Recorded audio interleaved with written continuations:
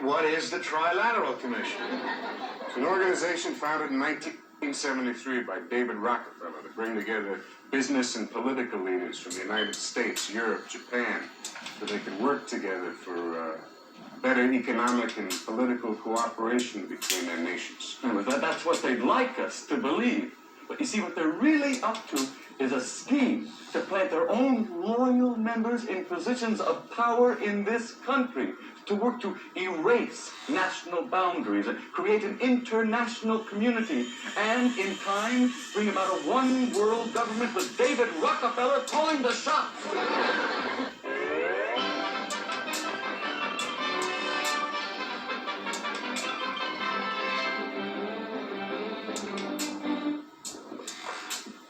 I warn you, Owens, if you pursue this matter,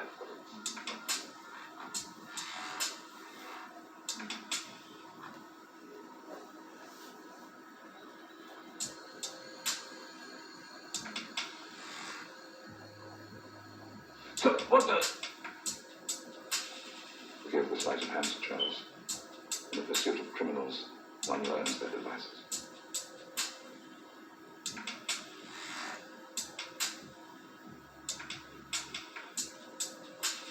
Say, Holmes, what is this mumbo-jumbo? The handshake and the ring, Watson, are archaic rituals preserved by the 33rd degree members of the secret order of Freemasons.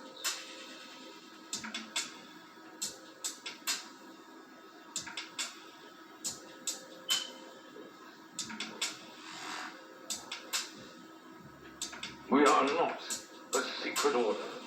Your existence is no secret. Your rituals and membership are secrets you guard as closely as you may, which is why you removed the writing from the wall. I am responsible for the safety of the people of this city, and their right to go safely about their business. Does that include the right to murder and mutilate? You fool! Jews would have been slaughtered in the streets if I had not had those words removed. Do you know the theory given greatest credence among the common people? That this is a blood ritual carried out by some Jew whose religious fervor sends him out in search of prostitutes to offer as a sacrifice to his God. If those words had been seen, not a Jew would have been safe. Their houses and their shops would be destroyed. Nonsense, Warren. The writing had nothing to do with the Jews. You know that as well as I do. You did not remove that writing to protect Jews against anti-Semitic rage. The Jews, or Jewes, referred to, are from your own secret society, the Royal Order of Freemasons.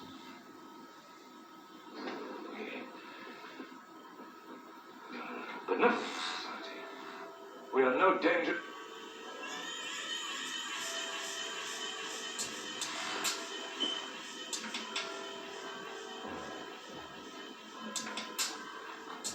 This is not the kind of paltry, sordid episode you're accustomed to meddling in, Holmes. And you do so at great risk to yourself. Good day.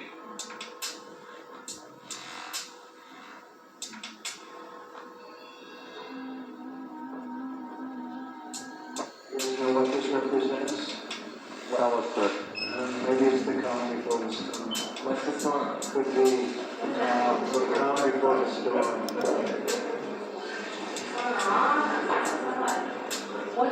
We have the world's great military people in this room. I will tell you that. And we'll have a great evening. Thank you all for coming. What storm is the president? You'll find out.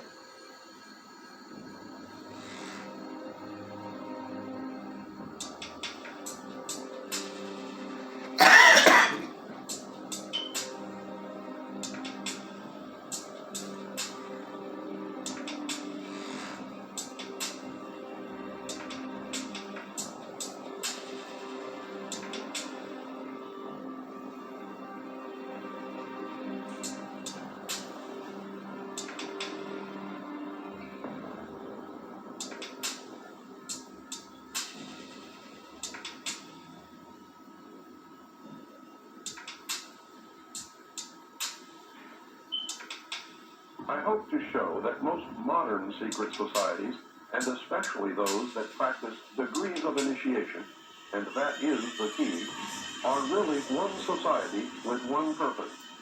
You may call them whatever you wish: the Order of the Quest, the Jason Society, the Roshaniya, the Kabbalah, the Knights Templar, the Knights of Malta, the Knights of Columbus, the Jesuits, the Masons, the ancient and mystical order of Rosicrucians, the Illuminati, the Nazi Party, the Communist Party, the executive members of the Council on Foreign Relations, the Group, the Brotherhood of the Dragon, the Rosicrucians, the Royal Institute of International Affairs, the Trilateral Commission, the Bilderberg Group, the Open Friendly Secret Society of the Vatican, the Russell Trust, the Skull and Bones, the Scroll and Key, the Order.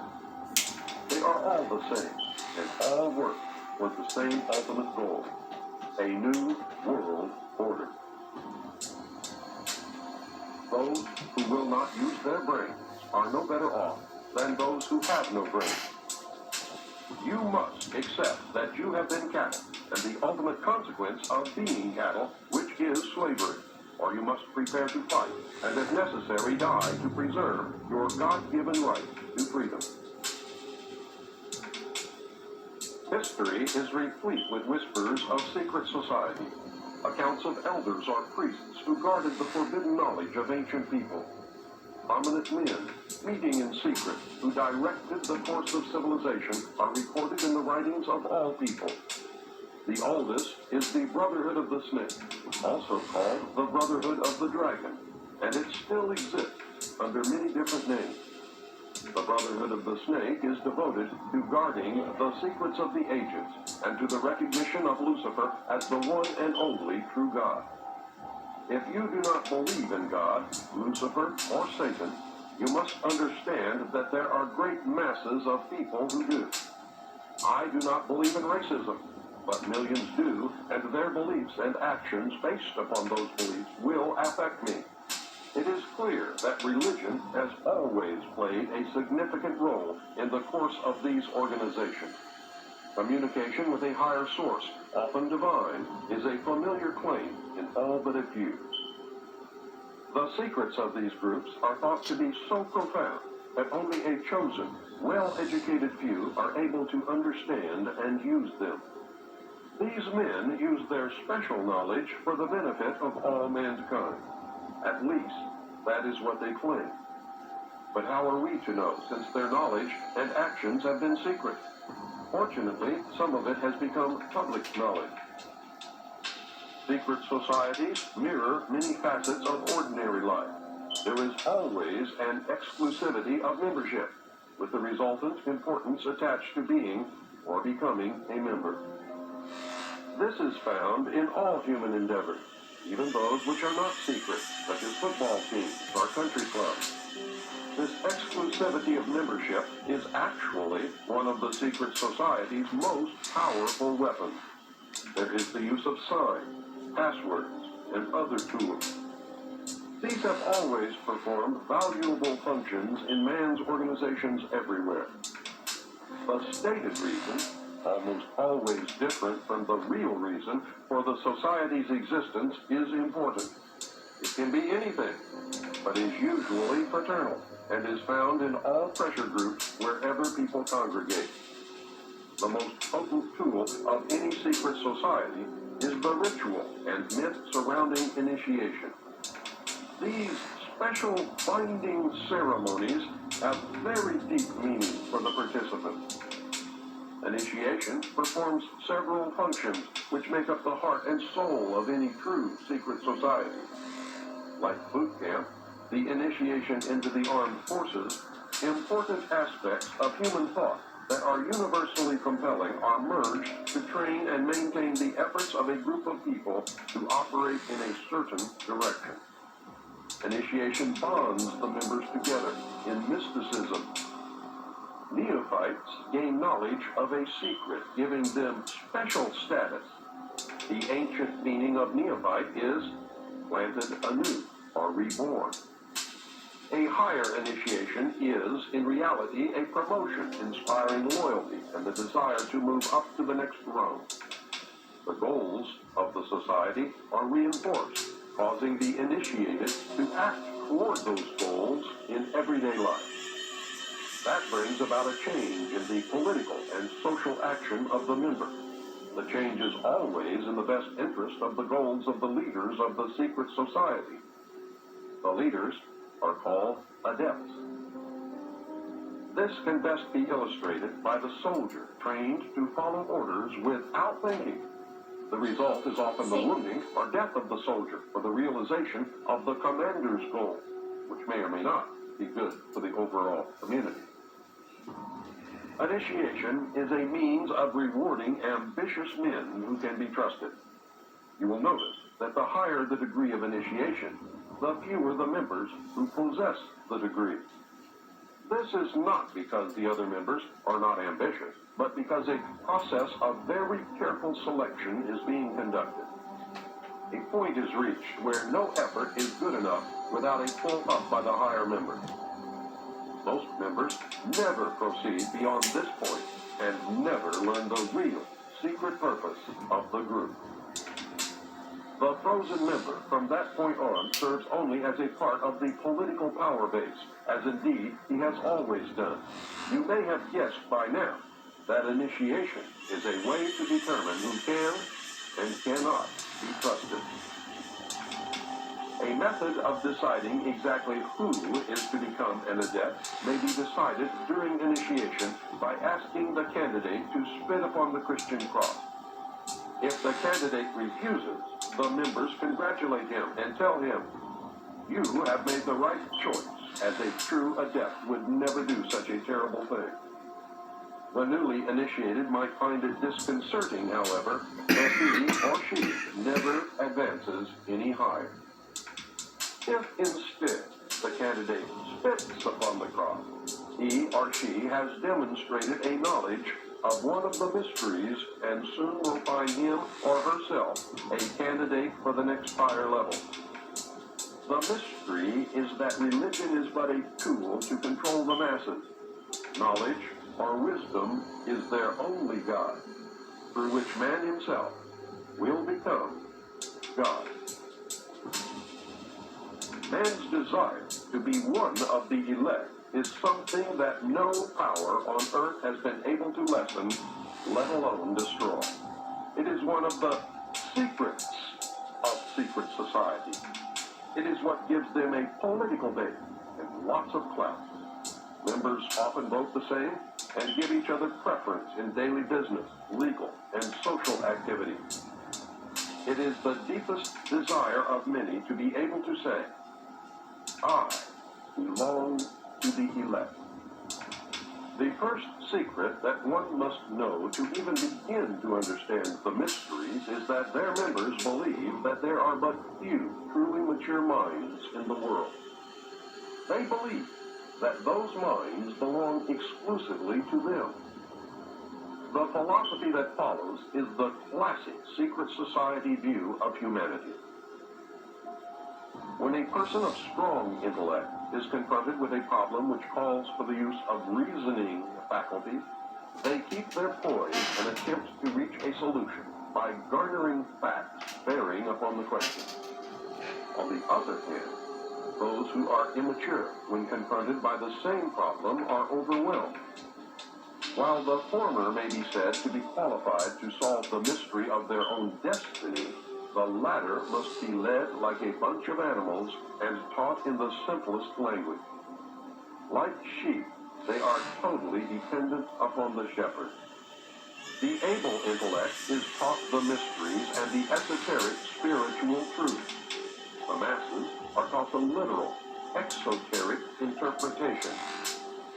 While the masses worship the five senses, the select few observe, recognizing in the gulf between them the symbolic concretions of great abstract truth. The elect are given knowledge of the mysteries and are illumined, and are thus known as the Illuminati, or the illuminated ones, the guardians of the secrets of the ages. Three early secret societies that can be directly connected to a modern descendant are the cults of Roshania, Mithras, and their counterpart, the Builder. They have many things in common with the Freemasons of today, as well as with many other branches of the Illuminati. For instance, common to the Brotherhood are the symbolic rebirth into a new life without going through the portal of death during initiation, reference to the lion, and the grip of the lion's paw in the Master Mason's degree. The 3 degrees, which is the same as the ancient Masonic rites before the many other degrees were added, the ladder of 7 rungs, men only, and the all-seeing eye. Of special interest is the powerful society in Afghanistan in ancient times called the Roshania, Illuminated One. There are actually references to this mystical cult going back through history to the House of Wisdom at Cairo. The major tenets of this cult were the abolition of private property, the elimination of religion, the elimination of nation-states, the belief that illumination emanated from the Supreme Being who desired a class of perfect men and women to carry out the organization and direction of the world. Belief in a plan to reshape the social system of the world by first taking control of individual countries one by one, and the belief that after reaching the 4th degree, one could communicate directly with the unknown supervisor who had imparted knowledge to initiate throughout the ages. Wise men will again recognize the Brotherhood. Can you hear the echo of the Nazi Party, the Communist Party, the extreme right, and the extreme left? The important fact to remember is that the leaders of both the right and the left are a small hardcore of men who have been and still are Illuminists or members of the Brotherhood. They may have been or infiltrating every level of government and vital industry, including the press. The elect manipulate the people and nations of the world toward any direction desired. I hope you caught on to the fact that the secret power structure is toward a totalitarian socialist state or fascism. It is not the Nazis, as they were a product of this power structure. It is not the Jews, although some very wealthy Jews are involved. It is not the communists, as they fit the same category as the Nazis. It is not the bankers, but they do play an important role. I also hope that you are beginning to look inside yourself to see if their reality fits. Are you getting the message? All the actors were high Masons. You take those early actors, Frank Sinatra, all of those that were involved in those movies, John Wayne, they were all 33-degree Freemasons. And if you follow it down through the line to this very day, most of the actors, I would say the great majority, if not all, of the major actors are all high Masons. All the singers, all of them.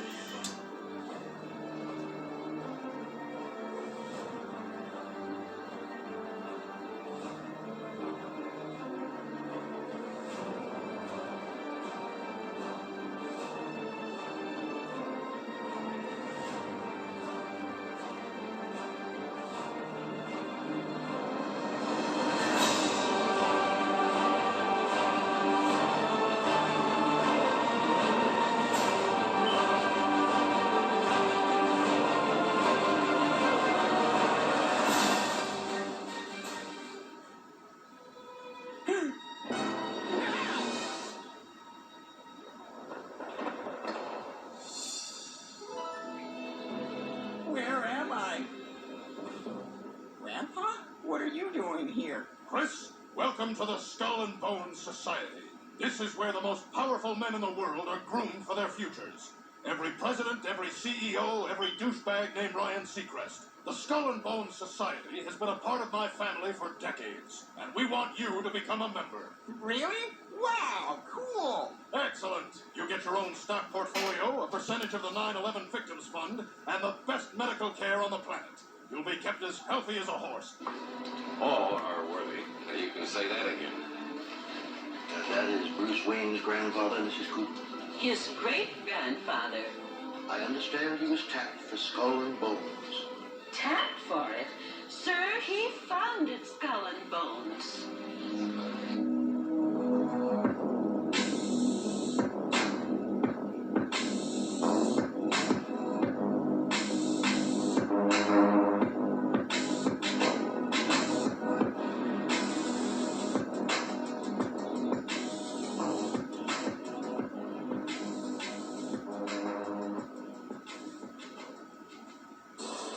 Hello, Beast. Who's this? This is my dear friend Martha. This is Alistair Crowley. How do you do? Eat, drink, be happy. What dancing, Martha? Not my thing. What is your thing? Oh, everyone has a thing. My thing is love. That's not very satanic. On the contrary, Satan is love. In your heart, you worship Satan just as I did. Every beautiful woman does.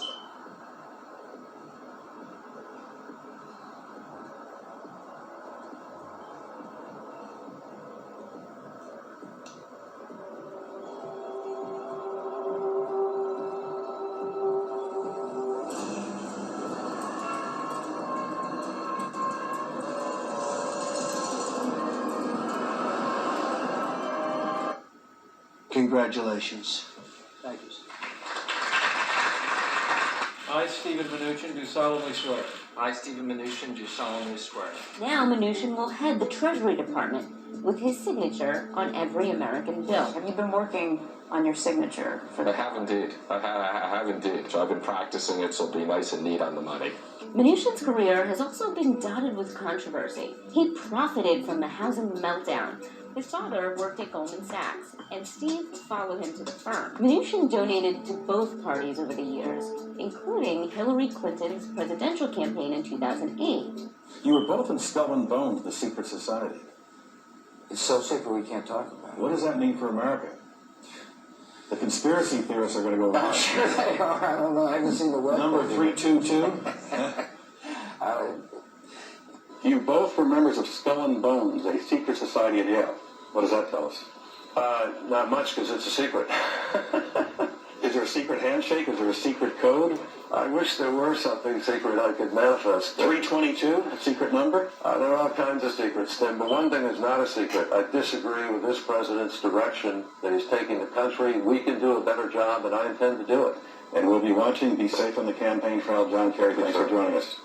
They both belong to a group called Skull and Bones. The Yale University Secret Society Skull and Bones, better known to you as President George Bush. Now, for the first time in the history of that Yale club, two of its former members will go head-to-head for the presidency. You may think that George W. Bush and John Kerry have little in common, but both men count themselves as members of Skull and Bones, Yale University's oldest and some say most elite secret society.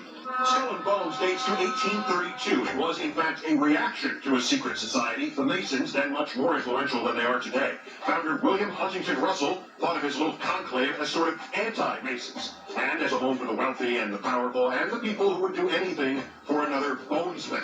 Each year, 15 Yale undergraduate seniors are tapped for membership, initiated in controversial, murky fashion dramatized here in the movie The Skull. Fashion satirized here in The Simpsons. Who is like this off the bats? Who keeps the Martians on their rats? We do. Members of Skull and Bones, that is, not of the Stonecutters, gather on High Street in the Yale campus at The Tomb. New members, the neophytes, are expected to do things like lie in coffins and wrestle in mud and kiss a skull and confess their sexual histories in front of the group to bond themselves together further still.